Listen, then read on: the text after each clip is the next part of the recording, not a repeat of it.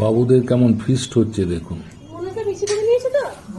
মেয়ে জামাই সঙ্গী সাথীরা সব ফিস্ট করছে। ওই যে মেয়ে মাংস রান্না করছে। জিও ম্যাডাম, বাবুদের ফিস্ট দিয়ে দি। জমে উঠেছে। মনোজ মাংস দিচ্ছে। এই যে আমাদের মনোজ দাদা ওই যে মাংস ধুচ্ছে। হ্যাঁ, মনোজ এই যে মাংস আমাদের দিচ্ছে। কার্তিক এই দাদা। আমার সব পেঁয়াজ আলু এইসব কাটছে। কার্তিক দারুণ দাদা জমে উঠেছে দেখো একটু। ফিস্ট।